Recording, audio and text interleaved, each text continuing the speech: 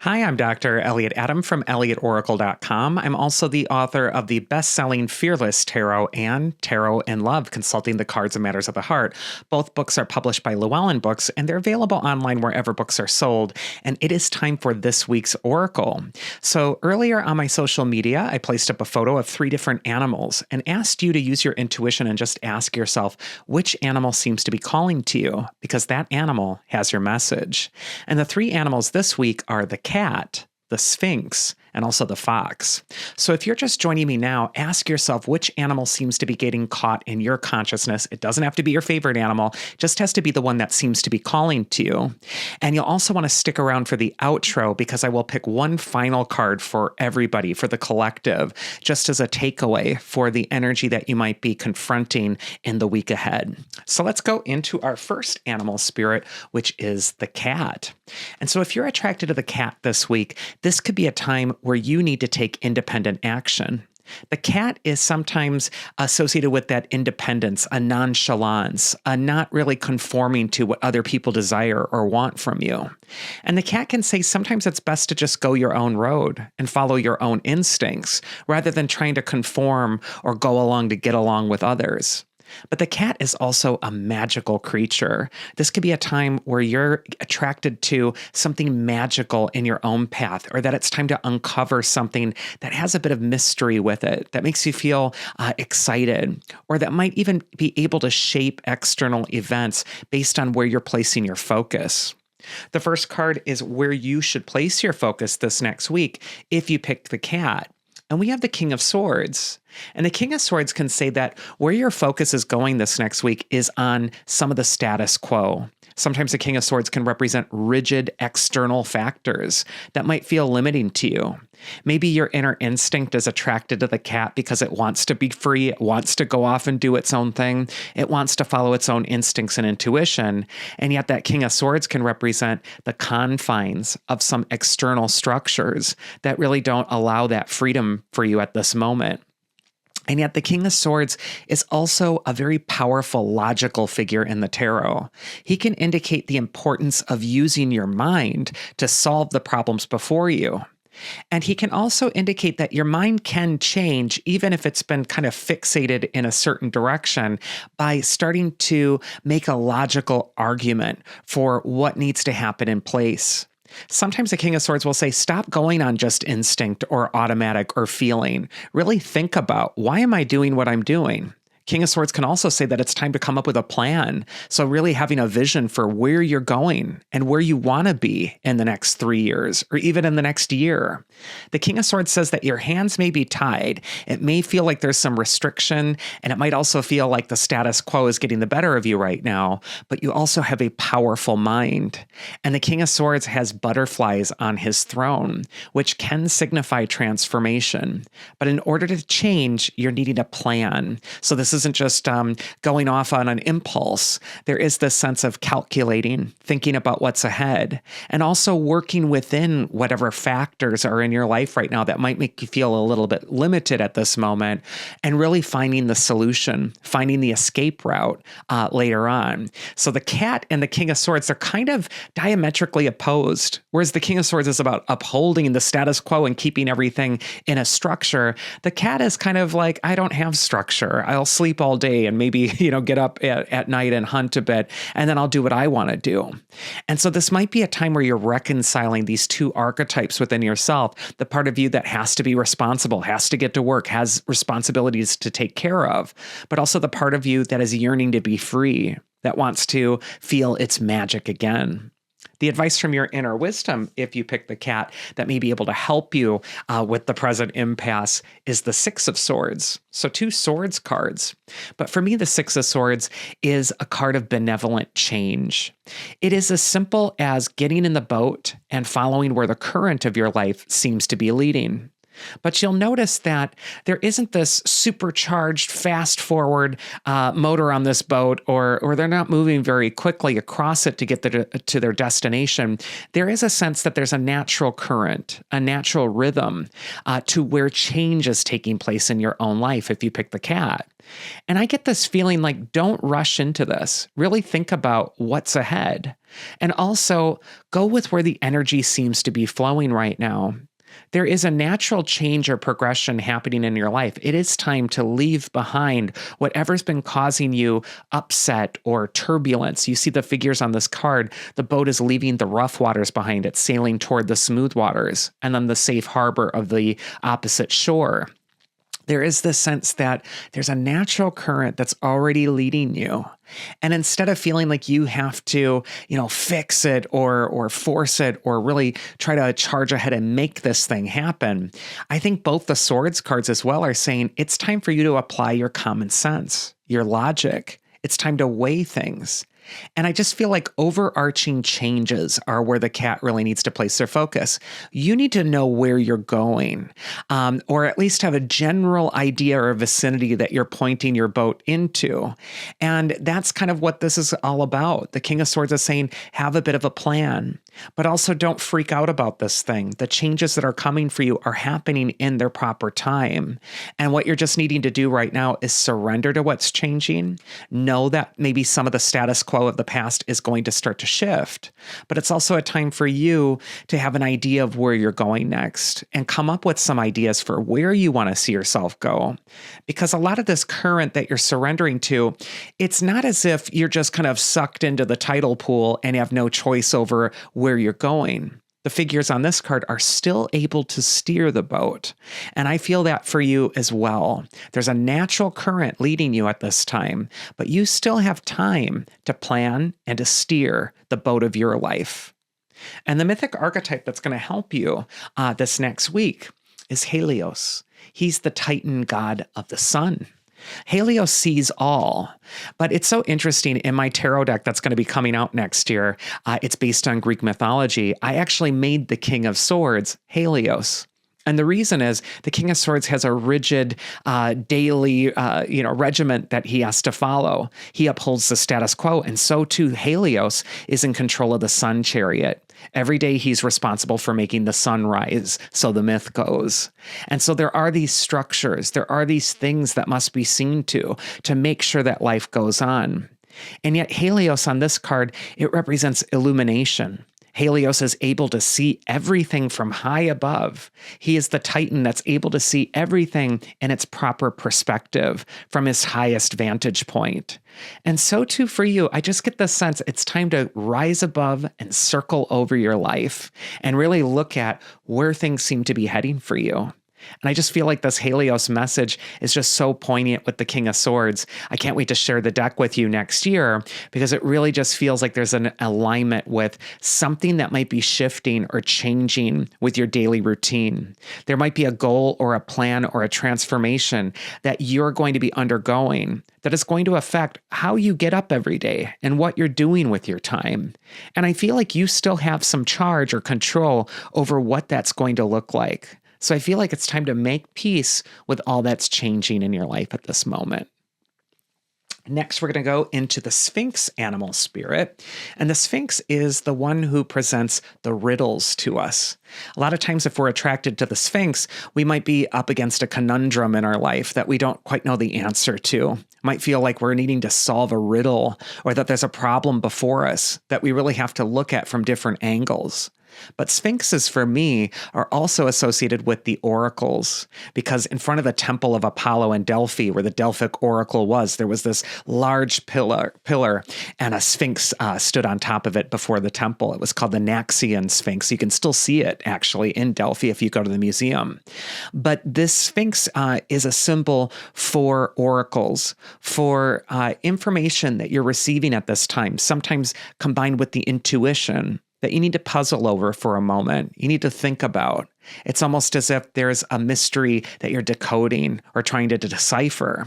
And so I just feel like this is an important time, if you're attracted to the Sphinx, to look a little deeper at the problem in front of you or the issue in front of you. There is a riddle to solve. There is something that you need to be smart about, but there's also something that you're just not applying solely logic to, but also instinct or intuition. First card for the Sphinx is, where is it best for you to place your focus? And we get the Seven of Wands, which shows a figure who's taking the high road.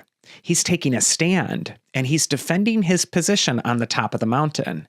And there's these nameless, faceless people who are trying to knock him down, and yet he isn't knocked down. He is holding the strongest position. He's holding the high ground. And what this card says is that you're needing to stand in your integrity this next week. This could be a time where you're feeling tested or challenged, either by other people or by a problem or a situation that's before you. And this card is saying that the way to solve it is not necessarily to get into the mud with the things below you that are trying to pull you down, but instead to rise above and to maintain your strong position right now. And the strong position for you is what's in alignment with your highest integrity. What makes you proud to be you when you look at yourself in the mirror? What is the part of you that's best or most noble or virtuous? That's what the Seven of Wands is about. But it's also about what is most unique about you. Because the figure on the Seven of Wands is wearing two different shoes, meaning that he is not a conformist. He is not walking in the same shoes as the people below him. He's walking in his own shoes. He's doing something a different way. And so too for you, I feel with the Sphinx, there is this calling, a deeper calling for you to do things a different way. It may not be the way your family did it. It may not be the way your best friends are doing it or how someone else is looking in their life. This is a card of aligning with your particular path and really straining to hear what's most excellent within you and align with that. That is absolutely going to help you maintain the high road. And we don't want to sugarcoat the Seven of Wands. This does indicate that you are up against a conflict right now. Things aren't all sunshine and rainbows. There's some challenges before you. But if you maintain the high road, if you stay in your integrity, you will hold that higher ground and you will be victorious. The next card is going to be advice from your inner wisdom if you pick the Sphinx. And we get my favorite card, which is the Empress herself. And the Empress is just one of the most reassuring cards in the tarot for me. She represents the mother goddess, the great goddess, that feminine voice that can be in your ear that whispers, everything's going to be okay. Everything is going to work out if you stay in alignment with your highest purpose. The Empress wears the crown of 12 stars, which means that she can see things from that higher perspective, from the vantage point of the stars. And the Empress can also represent a knowledge or a wisdom of how things grow and the time that they need to grow. And the fact of the matter is, there are seeds that you're planting in the garden of the Empress that are going to need some time to take root. And yet the Empress is patient with the growing process. She's not stressed out about it. She knows that by being in her majesty, all is going to bloom around her, just as it should. I feel like this is a time to cooperate with nature, but I also feel that the oracle of the Sphinx is giving you the message of the great goddess, and it's telling you, think about things in context of time. Do not look at the next week as the only week that you ever have left to solve the problems before you. But instead, look at the seeds that can be planted right now and think about how those things can grow. And maybe you're needing to give yourself a little bit more time. The Empress governs the seasons. She can say you need to give yourself a little bit more wiggle room. There is this sense that things are going to happen in their appropriate time. And so I just feel for the Empress coming up for you, there's something really reassuring. That Seven of Wands is saying you're being tested. The Seven of Wands is saying it can be sometimes hard to stay in your integrity or stay true to your unique path and stay walking in your opposite shoes on that unique path that's different from others. But the Empress is saying that this is where the rewards are. She is the archetype of abundance. And I feel wherever it is that you're focused, as long as it's in alignment with something higher within you, aspirational, that is going to lead toward the greatest abundance for you. Just a total reassurance that you may have a problem to solve. You may not know how it all goes, but the Empress is giving you a little spoiler alert that in the end, it'll all grow just as it's supposed to. And the mythic archetype that's coming up for you this next week, if you picked the Sphinx appropriately, is Pontos. And his card here, it says the unknown. And Pontos represents the sea, the unknown edges of the sea. In the ancient Greek world, they had Greece as the center of their land, and it was surrounded by the Mediterranean Sea. And they kind of had a foggy idea of what was out there beyond those seas, but it was a bit of a mystery. Just like the Sphinx is a bit of a mystery. And there's the sense that you may have some inkling or hunch about what's on the edges or the parameters of your life, what might be awaiting you in the future. And yet it is unknown. And yet that Empress card is saying you're needing to trust where things are going because they're growing just as they should. Today, don't be worried about the unknown factor. Worry about what seeds am I planting right now. Don't worry about where am I going to be in 3 years and what's going to happen. There is this sense that you're needing to just think about what am I intentionally planting in my life right now? And is it in alignment with my integrity? Is it making me maintain the high road for myself? And if it is, that is what's going to lead toward abundance for you. And then the final animal spirit we have is the fox. And, fox on this card is rather playful. The two foxes are sort of dancing with one another. Fox can represent cunning, intelligence, problem solving. But fox can also represent, something that's attractive or foxy. This could be a time where you're making friends with the part of yourself that is a little bit more sensuous, that's a little bit more crafty, a little bit more clever or thoughtful. And I just feel with the fox as well, this could be a time to be a little bit more playful. Maybe you're taking things a little too seriously. Maybe you need to remember what it feels like to feel attractive or to flirt or to allow yourself to, know that your wits are going to help you with whatever problem is in front of you. And so you don't need to stress out too much. First card for Fox is where is it best for you to place your focus for this next week? And we got the Page of Cups, who for me is the archetype of the inner child, the child within. The Page of Cups represents what's most sensitive within us, what's most pure, but also what's most vulnerable. And, for me, the Page of Cups can represent that magical inner child that so many of us feel so strongly connected to when we are children. But as we go through the adult world, we might start to pick up some baggage, or we might start to feel like some of the dreams of that inner child have been quite deflated. And it's because real life is kicked in. And yet there is such an importance with preserving that magical child within yourself. Even if there's just a little glimmer of light of it, it is so important that you're protecting that. And I feel where it's important to place your focus, if you pick the fox, is on protecting that inner child, protecting that inner light.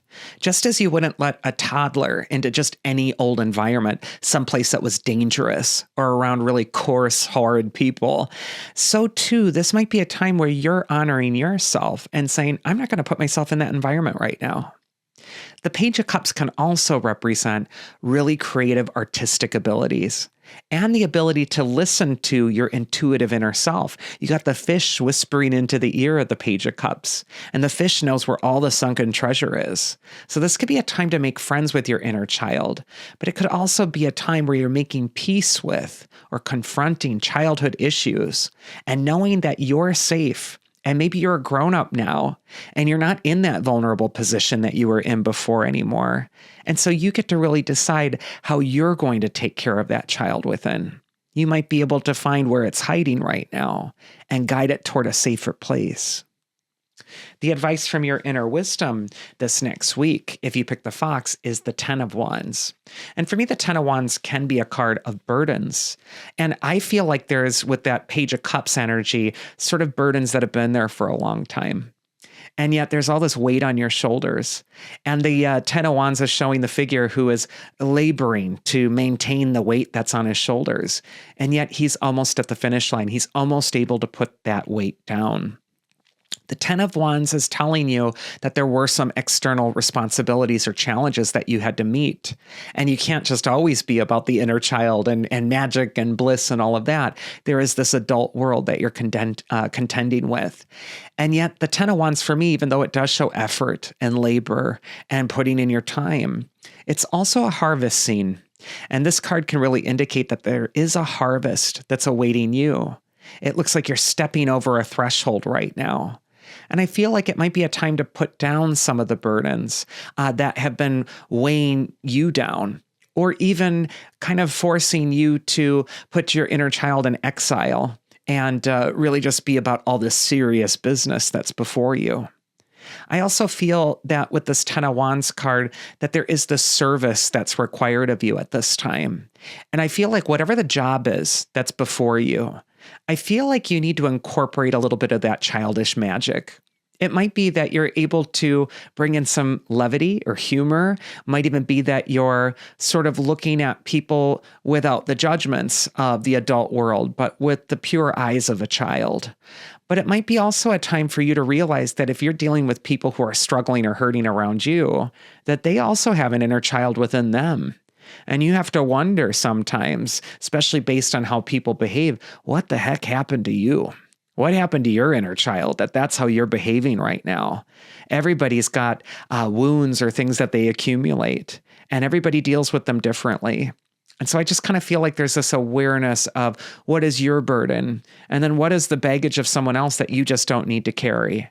But maybe it's time to be mindful and to sort of have your inner child look at their inner child and kind of assess what you're really seeing beneath the surface, not just through the outward actions of what you're seeing and their behavior. And then the mythic archetype that's going to help you, if you pick the fox, is Chiron. He's the centaur he's a teacher to the heroes, to young pupils. So he would actually take care of children. He would actually guide them. All the heroes he would guide and teach them medicine and teach them astrology and higher wisdom. But Chiron is also the archetype of healing, of wounds. And in astrology, the key, Chiron, the asteroid symbol, if you can find him in your chart, he will show where the wound is from the childhood that you've endured. So I just feel like there's this message of healing the wounds of the child this next week. And it might also be a message for the fox of really not looking at others as adversaries, but as people who are coping with whatever has happened to their inner child, whatever they've been confronted with. It's not to excuse bad behavior either, but sometimes having a little insight or understanding or looking a little deeper into another person can really help you and how you're reacting to that person or to what you're sort of bringing to that interaction.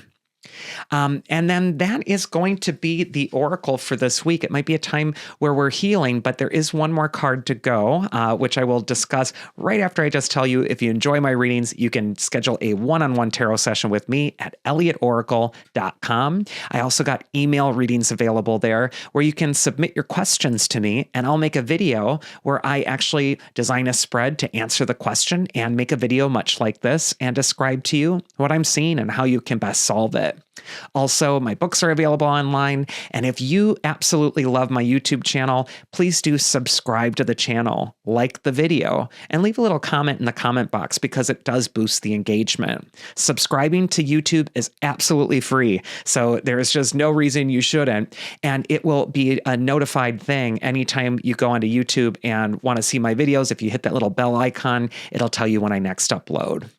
And with that housekeeping out of the way, there is one final card I'm just going to pull for everyone involved, all three animals for the week ahead. And the card we get is the Death card. And everybody looks at the Death card and they kind of gasp because death is death. And, a lot of tarot readers look at death and they're like, oh, you know what? Death just means change. Big deal. It's a good thing. It's fine. Yeah, it does mean change, but death is death for a reason. Death isn't titled change in the tarot, it's titled death, because what it represents is that there is a change that you're going to be undergoing at this time that's permanent. There is no getting the toothpaste back in the toothpaste tube. There is a sense that you're going to be crossing a threshold and that there's nothing you can really do to go back or hold on to the old ways. And what death can represent as well is grief and sometimes even fear that surrounds those changes that are before you. Change is hard. That's why death is one of the hard cards in the tarot. And yet it's always necessary. That which we're afraid to change, when we're stuck or paralyzed in a fear of allowing change, that's what leads to our deadening. That's what leads to us feeling dead inside because we're paralyzed by fear. We're trying to keep something the same way it's been before. And yet our inner spirit knows that in order to develop, we need to evolve. We need to grow. We can't go back to the old way of things. And yet we're so afraid and we don't want that structure that we've worked so hard on to build to crumble apart. And yet death card can indicate that all things are in a state of change.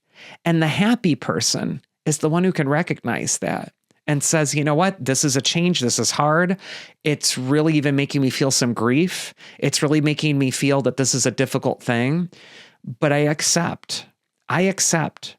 When we're sort of like, gearing up for a battle with life and we're putting on our armor and we're so afraid of change and we're going to fight it.